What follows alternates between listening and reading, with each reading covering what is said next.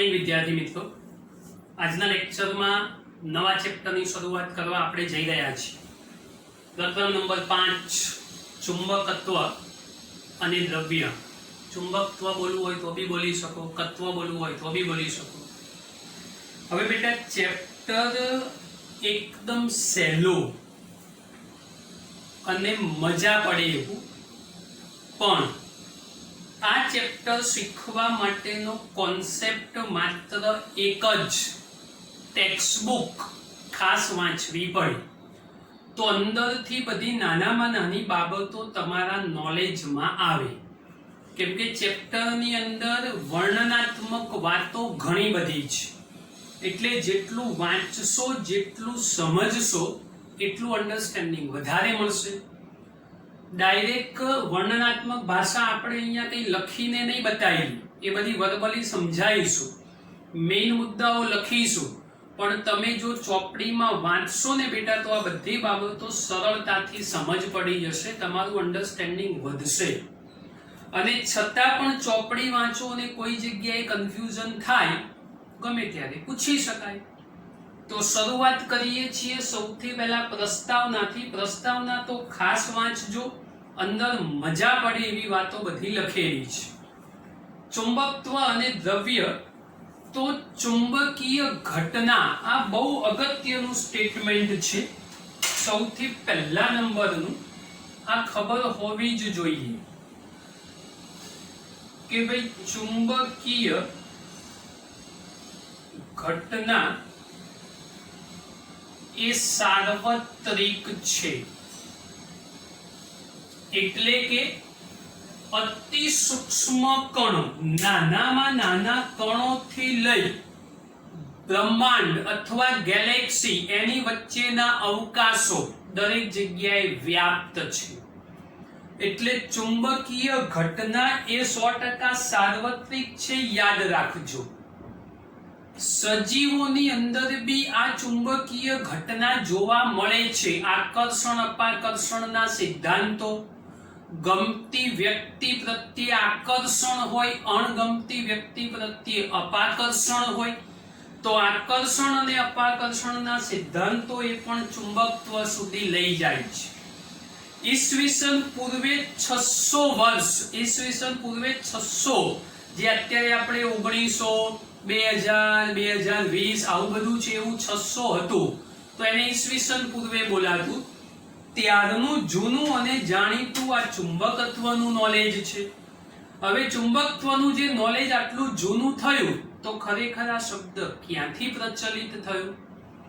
તો મેગ્નેશિયા નામનો દ્વીપ અથવા તો ટાપુ, તમારે જે લખવું હોય લખી શકો. મેગ્નેશિયા નામનો દ્વીપ, એને ટાપુ તરીકે ઓળખી શકાય. એ ટાપુ ઉપર ભરવાડો, હવે સમજો, ભરવાડો કે જે ઘેટા બકરા ચરાવવા જતા હોય એ કોમ્યુનિટીને ભરવાડો તરીકે ઓળખી શકાય. ઊંટના કાફલાઓ સાથે જતા હોય એને કેરેવાન તરીકે ઓળખી શકાય. તો આ ભરવાડો જ્યારે મેગ્નેશિયા નામના દ્વીપ ઉપર એમના ઘેટા બકરાઓ લઈને ચરાવવા જતા, તો એ વખતે એમના બૂટ, ચંપલ, મોજડી જે પણ પહેરતા એ ખડકો સાથે ચોંટી જતું. એમની એવી ફરિયાદ હતી કે અમારા પગરખા, બૂટ, ચંપલ એ આ ચુંબક એટલે આ ટાપુ સાથે ચોંટી જાય છે. એમની કમ્પ્લેનના નિષ્કર્ષ રૂપે રિસર્ચ થયું અને મેગ્નેશિયા નામના દ્વીપ પરથી, એ ટાપુ પરથી મેગ્નેટ શબ્દ પ્રચલિત થયો. મેગ્નેટ અંગ્રેજીના, ગુજરાતીમાં એને ચુંબક તરીકે ઓળખી શકાય. હવે એવું વિચારો બેટા કે એ જમાનાની અંદર, ધારો કે એક મજાક, હા, એ જમાનામાં ધારો કે ચુંબક શોધાયું ના હોત, તો 2020માં ચુંબક શોધાવાના ચાન્સ કેટલા? તો મારી દ્રષ્ટિએ 0. જે મેથડથી શોધાયું છે, મેથડની વાત કરું છું. હા, કેમ સાહેબ? સીધું લોજિક. અત્યારના બૂટ ચંપલમાં ખીલ્લીઓ વપરાતી નથી. સોલ્યુશન ઉપર કામ ચાલે છે અને સોલ્યુશન લગાવો એટલે કામ પૂરું. અત્યારે કઈ ખીલ્લીઓ? પહેલાના જમાનામાં બૂટ ચંપલ રિપેરિંગ કરવા જતા ને તો ખીલ્લીઓનો ઉપયોગ થતો અને એટલા માટે મેગ્નેશિયા નામના દ્વીપ ઉપર એ ભરવાડોએ કમ્પ્લેન કરી અને કમ્પ્લેન કરી એટલે આપણને આ ટાપુ ઉપરથી મેગ્નેટ શબ્દ મળ્યો. એમની બીજી ફરિયાદ એવી બી હતી, એમની ડાંગ, લાકડીનો નીચેનો ડટ્ટો, લાકડી હોય એ લાકડીનો નીચેનો ડટ્ટો લોખંડનો હોય. ભરવાડો ઘેટા બકરાઓને બોલાવવા માટે અથવા દૂધ લઈ જવા માટે પેલી લાકડી છે ને આમ પછાડી, એટલે ડાંગનો નીચેનો જે ડટ્ટો હોય એ પણ એ દ્વીપ સાથે ચોંટતો. તો લોખંડને આ ખનિજ આકર્ષે છે એવી પણ ખબર પડી. તો ત્યાંથી એવું બી સાબિત થયું કે લોખંડ અને એની મિશ્ર ધાતુમાંથી, લોખંડ તથા તેની મિશ્ર ધાતુમાંથી ચુંબક તૈયાર કરવામાં આવતું. એટલે લોખંડ અને એની મિશ્ર ધાતુમાંથી ચુંબક તૈયાર કરવામાં આવતું. ઈસવીસન પૂર્વે 400 વર્ષ પહેલા એવી બી માન્યતા છે, સૌથી પહેલા ચાઇનીઝ લોકોએ આ ચુંબકનો ઉપયોગ કર્યો હતો. દિશાઓ જાણવા માટે, દરિયાઈ મુસાફરી માટે, ગોબીના રણને ઓળંગવા માટે. રણ પ્રદેશ હોય અથવા દરિયો હોય કે એમાં ચારે બાજુ એક જ સરખું દેખાય, ડાયરેક્શનની ખબર ના પડે, તો એના માટે એમણે ચુંબકનો ઉપયોગ કર્યો હતો. હોકાયંત્ર તમે નામ સાંભળ્યું હશે, જેમાં મેગ્નેટિક નીડલ, મેગ્નેટિક સોય, ચુંબકીય સોય હોય કે જે ડાયરેક્શન બતાવે. તો 400 વર્ષ પહેલા સૌથી પહેલા એમણે આ ચુંબકનો ઉપયોગ કર્યો એવી પણ માન્યતાઓ છે. આમાં આપણે જાણીએ છીએ ચાઇનીઝ, અત્યારે તો ભાઈ પોપ્યુલારિટીની દ્રષ્ટિએ અને ચાઇનીઝ પ્રોડક્ટની રીતે એવી આપણે બી એ વસ્તુઓનો મેક્સિમમ ઉપયોગ કરીએ. સ્વદેશી નથી અપનાવતા તો સ્વદેશી અપનાવો. ગવર્મેન્ટ બી આપણને એવું કહે છે ચાઇનાની વાતો બંધ કરો, ગેમ રમવાનું બંધ કરો. ના થાય સાહેબ, એ તો ચાલુ જ રહેશે, તો સુધરી જાઓ. હવે આપણે બહુ નજીક આવી ગયા છીએ પરીક્ષાની, તો થોડુંક સમજો અને સુધરો બેટા. હવે આ જે ચુંબક છે, ચુંબકના જુદા જુદા પ્રકારો બી છે. મેગ્નેટ તો શોધાઈ ગયો. એક બીજી બી અગત્યની વાત, આયર્ન મેગ્નેટાઇટ, આ એક કુદરતી રીતે મળતી ખનિજ છે.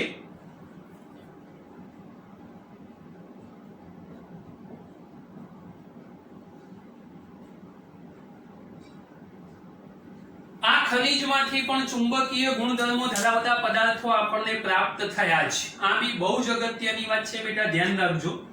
હવે આ ચુંબક માટેની બેઝિક રજૂઆતો તમને સમજાઈ, થોડાક એના ખ્યાલ બી જોઈએ. ચુંબકના પ્રકારો તમે જાણો જ છો, કશું નવું નથી એમાં. તો ઘણા બધા પ્રકારના ચુંબકો આપણી પાસે, નળાકાર ચુંબક હોય, નાળ ચુંબક હોય, ઘોડાની નાળના આકારનો ચુંબક હોય, ગોળાકાર અથવા વર્તુળાકાર ચુંબક બી હોય. બાર મેગ્નેટ, આપણે જેની અગત્યની વાત છે એ ચુંબક, એને આપણે બાર મેગ્નેટ, 12 13 14 વાળો નહીં, બાર મેગ્નેટ, એને ગુજરાતીમાં કહીશું ગજિયો ચુંબક.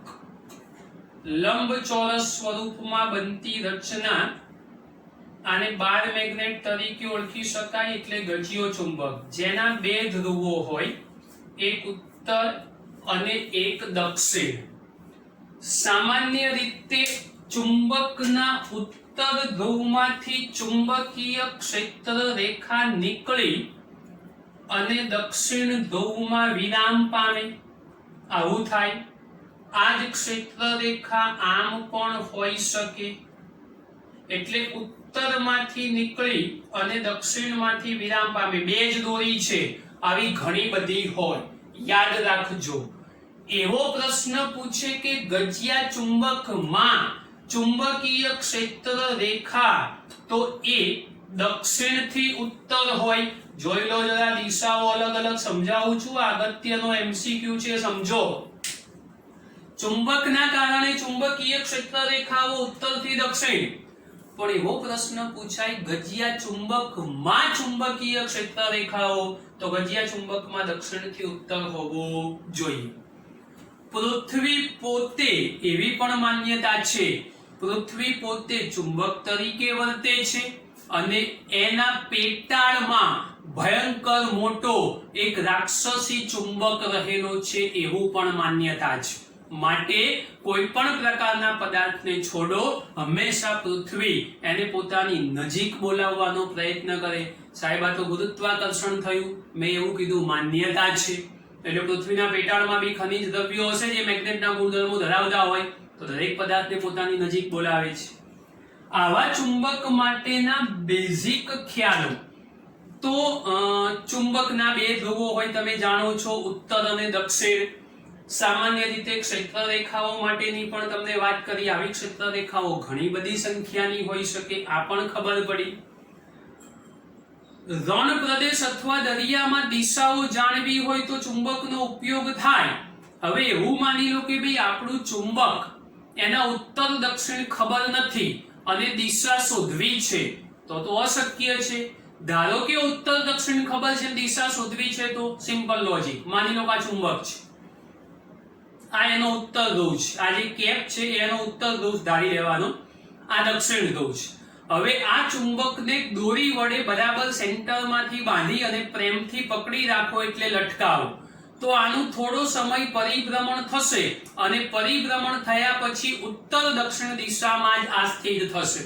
માની લો આપણે જે જગ્યાએ બેઠા છીએ ત્યાં ઉત્તર દક્ષિણ દિશા જાણતા હોઈએ તો આ ચુંબકનો ઉત્તર ધ્રુવ ઉત્તર દિશામાં જ અને દક્ષિણ ધ્રુવ દક્ષિણ દિશામાં જ સ્થિર થશે. તો માની લો કે ઉત્તર અને દક્ષિણ ધ્રુવ જાણતા હોઈએ અને ડાયરેક્શનની ખબર ના હોય તો આ સાધન એ આપણને ત્યાં દિશાઓની જાણકારી આપી શકે.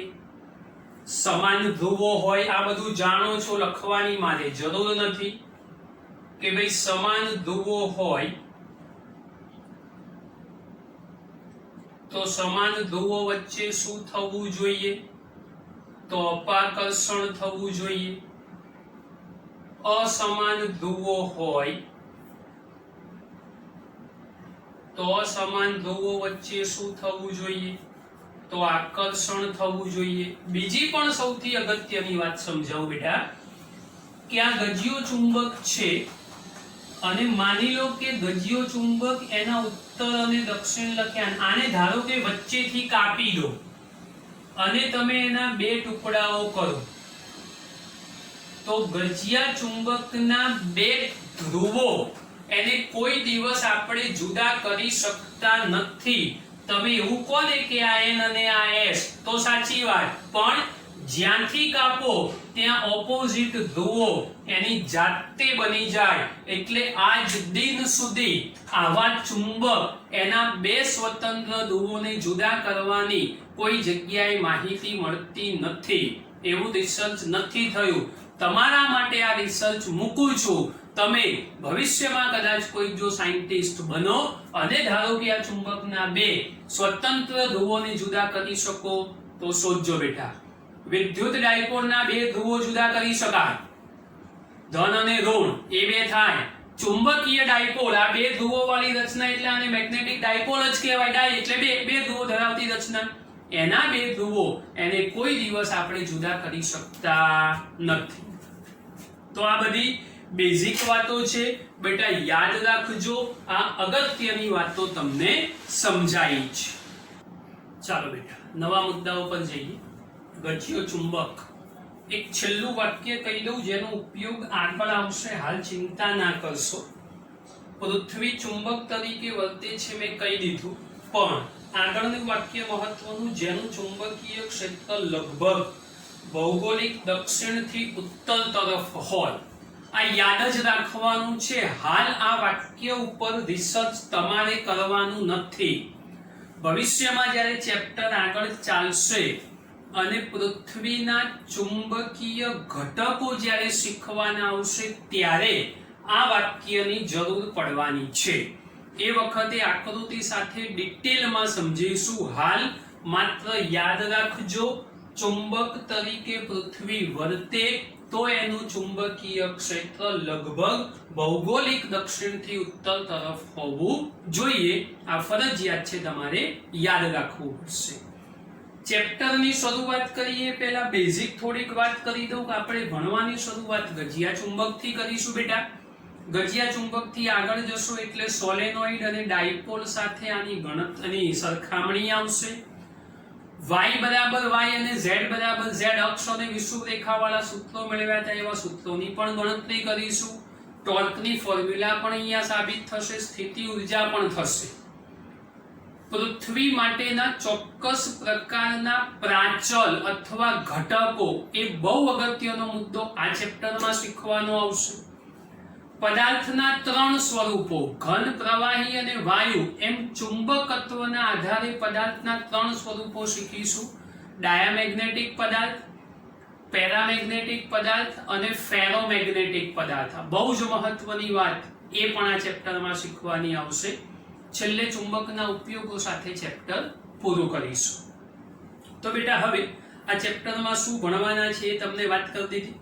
હવે અગત્યની વાતની શરૂઆત કરીએ છીએ આપણા ગજિયા ચુંબકથી. બાર મેગ્નેટ ઓલરેડી દોરીને તમને બતાવી દીધો છે. ગજિયો ચુંબક એ શું છે એ સમજ પાડી દઈએ એ પહેલા સાદું વાક્ય તમે જાણો છો. ચુંબકની ચુંબકીય અસર જેટલા વિસ્તારમાં પ્રવર્તી હોય તે વિસ્તારને ચુંબકનું ચુંબકીય ક્ષેત્ર કહેવાય. દાખલા તરીકે આ ચુંબક છે, મારા હાથમાં ટાંકણીઓ હોય અને આ ચુંબકને હું અહીં રાખું તો ટાંકણીઓનું એટ્રેક્શન થાય, આમ રાખું તો થાય, આમ રાખું તો થાય, આમ રાખું તો થાય, પણ આમ કરી દઉં તો એટ્રેક્શન થશે નહીં. તો એવા સંજોગોમાં જેટલા વિસ્તારમાં મેગ્નેટની અસર પ્રવર્તી હશે એ વિસ્તાર એનું ક્ષેત્ર થઈ જશે. જેવું વિદ્યુત ક્ષેત્ર હોય એવું મેગ્નેટિક ફિલ્ડ એટલે ચુંબકીય ક્ષેત્ર પણ હોય. ચેપ્ટરની શરૂઆત આઇન્સ્ટાઈન નામના મહાન વૈજ્ઞાનિકની વાતથી કરીશું બેટા. જ્યારે આઇન્સ્ટાઈન નામના વૈજ્ઞાનિક નાના હતા તો એમના બાળપણમાં એમના કોઈ રિલેટિવ, કોઈ સંબંધીએ ચુંબક ગિફ્ટ કર્યું હતું. એ ચુંબક એ લઈ અને નાનું છોકરું હોય, વૈજ્ઞાનિક તો મોટા થયા પછી બને, તો નાનું બાળક હોય તો એ ચુંબકને લઈને રમ્યા કરે. બે ચુંબકો હોય તો એકબીજાને અડાડે તો આકર્ષણ થાય, આમ અપાકર્ષણ, ખબર નહોતી પડતી પણ કંઈક થતું. અમુક વસ્તુઓ સાથે ચુંબક ચોંટી જતું હતું, અમુક વસ્તુઓ સાથે નહોતું ચોંટતું. ખીલ્લીઓ જેવી રચના કે જે દૂર પડી હોય એને દોરી પણ ના બાંધી હોય, સ્પ્રિંગ જેવી રચના બી ના હોય, છતાં બી ચુંબકના કારણે નજીક આવી જતું. આ બધી વાતો એમના મગજમાં આશ્ચર્ય ઉત્પન્ન કરતી કે હારું આવું બધું કેવી રીતે થતું હશે, ખરેખર કયું ફેક્ટર આમાં કામ કરતું હશે. અને ધીમે ધીમે ભણતા ગયા, સમજતા ગયા, મોટા થતા ગયા અને એક વૈજ્ઞાનિક લેવલની હસ્તી એ આપણને પહોંચી ગઈ. આ વ્યક્તિ એક વૈજ્ઞાનિક લેવલની હસ્તીએ પહોંચી અને આપણે આઇન્સ્ટાઈન એને એક મહાન વૈજ્ઞાનિક તરીકે ગણીએ છીએ. E બરાબર mc², દળ અને ઉર્જાની સમતુલ્યતા એ આ વૈજ્ઞાનિકે સાબિત કરી. તો બેટા તમે પણ સાયન્ટિસ્ટ બની શકો છો જો તમારા મગજમાં કોઈ પણ પ્રકારની વસ્તુ આવે અને એ વસ્તુથી આશ્ચર્યચકિત થાવ છો, પણ એના માટેનું રિસર્ચ કરતા જાઓ અને કોઈ ચોક્કસ પ્રકારનું ઇન્વેન્શન કરો તો તમે પણ 100% સાયન્ટિસ્ટ બની શકો છો. અને તો યાદ રાખજો. તો આ બેઝિક વાત તમારા ગજિયા ચુંબક માટેની કરી. આ ગજિયા ચુંબકની સરખામણી સમજો. બધું સરખું જ છે, કશું નવું નથી, ખાલી બેઝિક થોડુંક સમજીએ. તો દાખલા તરીકે આ સૌથી પહેલા ગજિયો ચુંબક લઈ લીધો, કમ્પેરિઝન કરવાની છે આપણે એટલા માટે. ધારો કે હું ઉપર n લખું અને નીચે s લખી દઉં. બાજુમાં બીજી આકૃતિ જે તૈયાર કરું છું એ ધારો કે આવો એક સોલેનોઇડ છે, ઉપર તાર વીંટાળેલો છે એવું માની લેજો.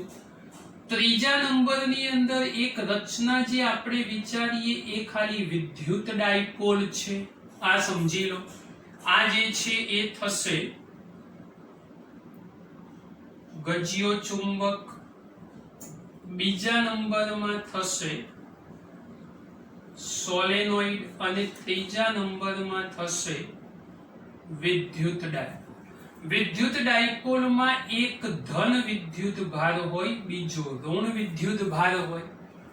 સોલેનોઇડની અંદર જ્યારે પ્રવાહ પસાર કરો તો સોલેનોઇડ પોતે ચુંબક તરીકે વર્તે એ પણ આપણે જાણીએ છીએ. તો ધારો કે આમાંથી પ્રવાહ પસાર કર્યો, એ ચુંબક બની ગયો, અને ચુંબક બન્યો તો ધારો કે આ એનો ઉત્તર અને આ એનો દક્ષિણ ધ્રુવ છે. હવે આ દરેકે દરેક રચના છે, દરેક રચનાની જો કમ્પેરિઝન કરવી હોય તો બેટા સહેલી છે. આમાં તો મેં સ્પષ્ટ કહી દીધું કે ભાઈ ક્ષેત્ર રેખાઓ ઉત્તરથી નીકળી અને દક્ષિણમાં વિરામ પામશે. આ ઉત્તરથી નીકળી અને દક્ષિણમાં વિરામ પામવાની. સેમ કન્ડિશન સોલેનોઇડની અંદર બી થવાની. ઉત્તરમાંથી નીકળી અને દક્ષિણમાં વિરામ પામશે. આમાં પણ ક્ષેત્ર રેખાઓ આવી જ બનશે. વિદ્યુત ડાયપોલમાં પણ શીખ્યા હતા, ધન વિદ્યુત ભારમાંથી ક્ષેત્ર પસાર થઈ અને ઋણ વિદ્યુત ભાર તરફ વિરામ પામે છે. તો આ તો બે જ દોરી, પણ ટેક્સ્ટબુકમાં તમે અત્યારે હાલ ખાસ જો ચોપડી તમારી પાસે હોય તો કાઢીને જુઓ. આવી ઘણી બધી આકૃતિઓમાં ઘણી બધી ક્ષેત્ર રેખાઓ દોરેલી છે. આ આપણે હાથ વડે દોરેલી ડિઝાઇન છે, માટે આવી ડિઝાઇન બને. બેટા ટેક્સ્ટબુકમાં એક ફોટોગ્રાફ આપેલો છે ચુંબકીય ક્ષેત્ર રેખાનો, જે હું અથવા તમે કોઈની તાકાત નથી દોરી શકો. તો સાહેબ કેવી રીતે ફોટો તો પડાય ને બેટા? દોરાય નહીં, ફોટો તો પાડી શકીએ. કેવી રીતે બન્યો? તો આવા સિમ્પલ પ્લેટફોર્મ ઉપર ગજિયો ચુંબક મૂકી દો. દાખલા તરીકે આ ગજિયો ચુંબક છે, આપણે મૂકી દીધો. આની આજુબાજુ લોખંડની ઝીણી ભૂક્કી, લોખંડનો ઝીણો ભૂક્કો તમે આજુબાજુ ભભરાઈ દો, અને પછી આને તમે આમ ઠોક્યા કરો. અને જાડું હોવું જોઈએ કે જેની ઉપર આવો અવાજ આવવો જોઈએ, આ પ્રમાણે તમે ઠોક્યા કરો. તો એ ઠોકો એ વખતે એને ઠપકારો એ વખતે એ ભૂક્કો જે છે ને એ ઉત્તર દક્ષિણ દિશામાં જે ક્ષેત્ર રેખાઓ દોરીએ છીએ એવી સરસ મજાની ક્ષેત્ર રેખાઓ ડેવલપ કરી આપશે. ચોપડીમાં જો એક ચોરસ બોક્સમાં મસ્ત મજાનો આવો ફોટોગ્રાફ દોરીને આપ્યો છે. એ કોઈએ દોરેલી રચના નથી, એ લાઈવ ઝીણો ભૂક્કો સેટ થાય તો એ ક્ષેત્ર રેખાઓ એ કેવી રીતે નિર્માણ પામે એ ક્ષેત્ર રેખાઓનો એક ફોટોગ્રાફ તમને બતાવેલો છે. હવે બેટા સમજો કે ભાઈ ગજિયો ચુંબક, સોલેનોઇડ અને વિદ્યુત ડાયપોલ મેં સમજ પડે એટલે બે જ દોરેલી છે. તમે ટેક્સ્ટબુકમાં જોજો તો ઘણી બધી ક્ષેત્ર રેખાઓ આમ ઉપરથી બધી દોરેલી હશે, અંદર બી પસાર કરીને મેં બતાવી એ પ્રમાણે ક્ષેત્ર રેખાઓ ડિઝાઇન એક દોરવાની છે. હવે આ ત્રણે ત્રણની કમ્પેરિઝન કરવી હોય તો કમ્પેરિઝન કેવી રીતે કરી શકાય? તો દાખલા તરીકે નંબર 1 તો ગજિયો ચુંબક અને સોલેનોઇડ આ બે માટેની વાત કરો. ટેક્સ્ટબુકમાં આકૃતિ બેટા ખાસ જોજો. તો ચોપડીમાં જે આકૃતિ આપણને દોરીને બતાવી છે એમાં તમારે સમજવાનું છે. આ તમારા નોલેજ માટે મેં બબ્બે ક્ષેત્ર રેખાઓ દોરી, બાકી ચોપડીમાં ઘણી બધી ક્ષેત્ર રેખાઓ દોરેલી હશે, એ તમારી સમજ માટે છે. એટલી દોરવી પડશે, આટલી દોરશો તો નહીં ચાલે. અને આ બધું મારે અહીંયા મિક્સ ના થઈ જાય એટલા માટે મેં બે રાખેલી છે. તો ચોપડીમાં આકૃતિ ખાસ જોજો.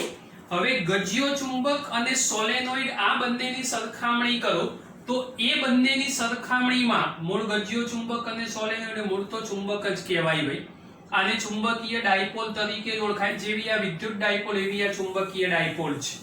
તો બંનેની અંદર બંધ ગાળાઓની રચના થાય છે. તમે એની લાક્ષણિકતાઓ જોશો તો પહેલા નંબરનો મુદ્દો આપણી પાસે આ મળશે કે ભાઈ ગજિયો ચુંબક અને સોલેનોઇડ આ બંને, એ ગજિયો ચુંબક અને સોલેનોઇડ એ બંને વડે મળતી ક્ષેત્ર રેખાઓ એટલે ચુંબકીય ક્ષેત્ર રેખાઓ એ સતત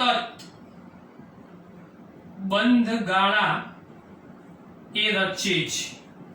ગજિયો ચુંબક અને સોલેનોઇડ વડે મળતી ચુંબકીય ક્ષેત્ર રેખાઓ સતત બંધ ગાળા રચે છે. વિદ્યુત ડાયપોલ ક્ષેત્ર રેખાની પણ ક્ષેત્ર રેખાઓ બંધ ગાળા રચે, પણ આના બે ધ્રુવો જુદા કરી શકાય છે. એટલે સ્વતંત્ર ધ્રુવો હોય તો આપણે ધનમાં દૂર અને ઋણમાં નજીક શીખ્યા હતા. એટલે ક્ષેત્ર રેખાઓ અનંત વિસ્તાર સુધી પણ પ્રવર્તી શકે.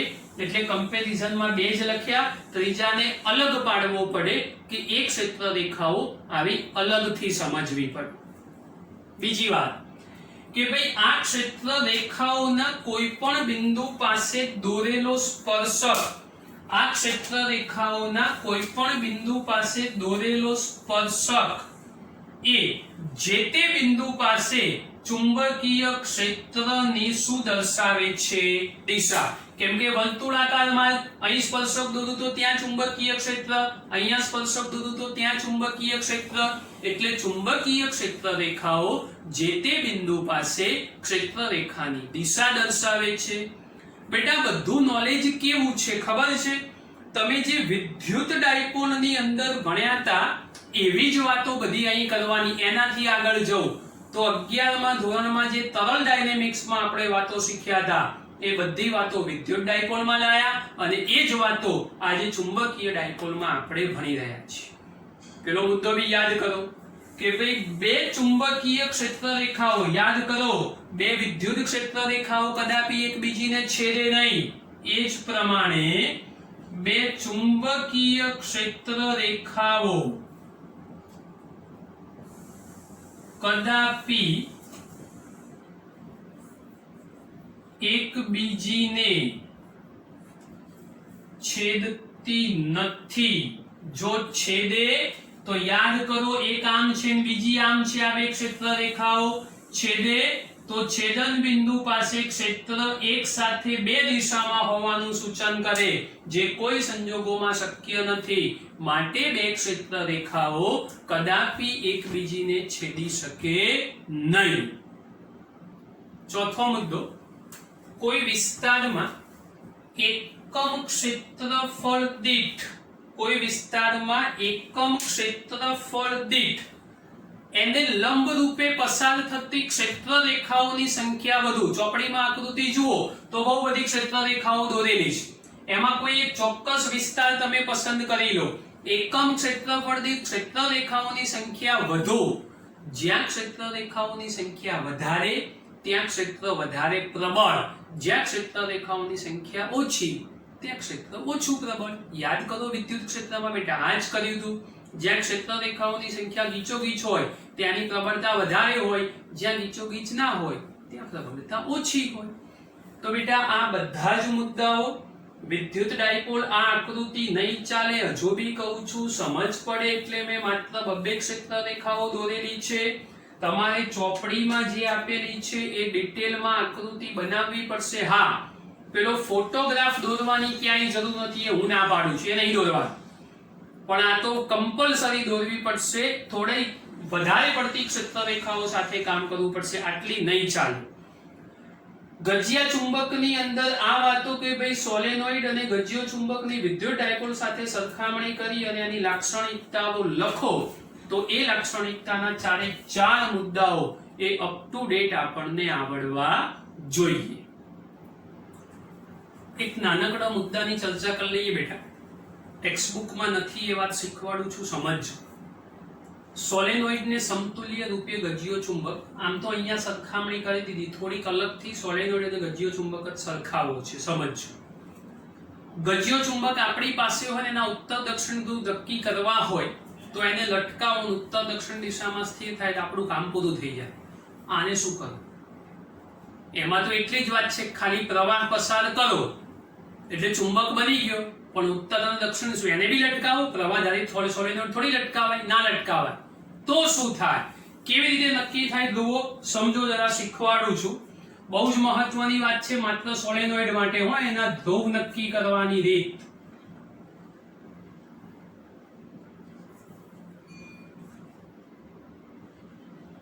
આ ચોપડીમાં નથી, હજુ કહું છું, સમજી લેજો.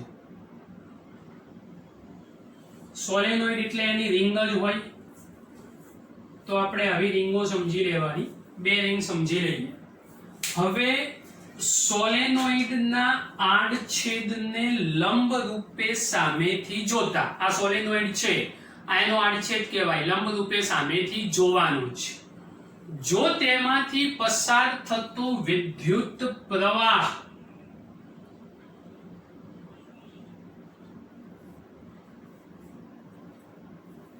આવી રીતે, આ ઘડિયાળ બનાવું, 12, 3, 6, 9, અહીંયા પણ 12, 3, 6 અને 9 આ પ્રવાહ કેવો તૈયાર થયો તો સમઘડી ફોર એસ દેખાય છે ને એસ ફોર સાઉથ અને સાઉથ એટલે દક્ષિણ જો ગૂંચળાના આડછેદને લંબ રૂપે સામેથી જોતા જો તેમાંથી પસાર થતો વિદ્યુત પ્રવાહ સમઘડી દિશામાં હોય તો ગૂંચળાનો તે તરફનો છેડો એ દક્ષિણ ધ્રુવ તરીકે વર્તે આ યાદ રાખજો પહેલી વાત અગત્યની વાત તો આ પહેલી વાત તમને સમજાઈ દીધી હવે ધ્યાન રાખજો બીજી વાત પ્રશ્ન એવો થાય સાહેબ પ્રવાહ દેખાય કેવી રીતે બતાવું છું શાંતિ રાખો સોલેનોઇડ છે તો કઈ ખિસ્સામાં લઈને તો આપણે ફરતા નહીં હોય કોઈ પરિપથમાં જોડેલું હશે સોલેનોઇડ પરિપથમાં હોય તો એની જોડે પ્રવાહની જાણકારી આપતું સાધન એટલે ગેલ્વેનોમીટર હંમેશા હોય જ ગેલ્વેનોમીટરમાં પ્રવાહ કાં તો આમ પસાર થાય કાં તો આમ પસાર થાય ખાલી પ્રવાહની દિશા જ શોધવાની છે તો સમઘડી વિષમઘડી તો જોઈ શકશો એટલે ગેલ્વેનોમીટરની મદદથી આ દિશાઓ સમજવાની છે યાદ રાખજો સેમ કન્ડિશનમાં તમે સામે જતા રહો તો વિષમઘડી દિશામાં પ્રવાહ લઈ લઈએ આપણે જુઓ n જેવો આકાર બનાવું છું આ વિષમઘડી દિશા તૈયાર થઈ જોઈ લો ઘડિયાળની વિષમઘડી દિશા મળી આ વિષમઘડી હવે સમઘડીનો s લખાય તો વિષમઘડીનો v લખાય ના લખાય યાદ રાખજો અંદર સ્વરૂપ મેં બનાવીને બતાવ્યું કેપિટલ n જેમ s is equal to south M n is equal to north અને north is equal to થશે ઉત્તર એટલે આડછેદને લંબ રૂપે સામેથી જોતા જો તેમાંથી પસાર થતો વિદ્યુત પ્રવાહ એ વિષમઘડી દિશામાં દેખાય એટલે ગેલ્વેનોમીટર વિષમઘડી દિશામાં બતાવે તો સમજી લેવાનું કે એ છેડો ઉત્તર હોવો જોઈએ હવે મને ખબર પડી ગઈ કે આ ઉત્તર તો જાતે દક્ષિણ થઈ જશે આપણે ક્યાં કઈ કરવાની જરૂર છે જો ખબર પડી ગઈ આ દક્ષિણ તો જાતે ઉત્તર બની જશે એટલે આ સોલેનોઇડ છે એ સોલેનોઇડના ઉત્તર અને દક્ષિણ નક્કી કરવા માટેની આ રીત ચોપડીમાં નથી સમજજો આ રીતે આ નક્કી કરી શકાય આગળ સમજાવ્યું એ જ પ્રમાણે ચુંબકને વચ્ચેથી કાપો તો એના બે સ્વતંત્ર ચુંબકો બને ઇન્ડિવિડ્યુઅલ ધ્રુવ કોઈ સંજોગોમાં પોસિબલ નથી એ જ પ્રમાણે સોલેનોઇડને પણ વચ્ચેથી કાપો તો એ પણ બે નવા સ્વતંત્ર ચુંબકો જ બનાવશે આ જો વચ્ચેથી કાપીને બનાવી દીધો તમારો સોલેનોઇડ ચલો અહીંયા ગજીયો ચુંબક બી કાપી નાખો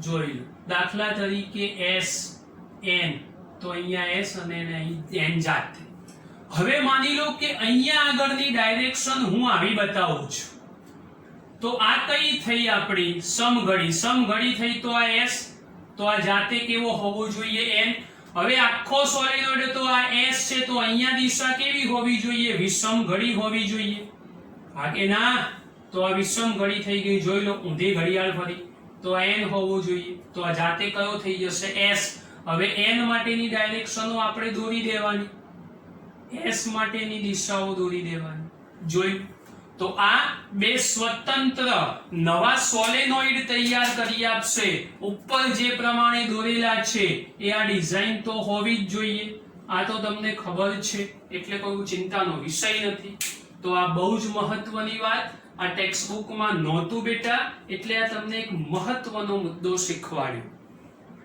સોલેનોઇડ માટે તમે મેગ્નેટિક મોમેન્ટ ચુંબકીય મોમેન્ટ તમે આના માટે ભણ્યા છો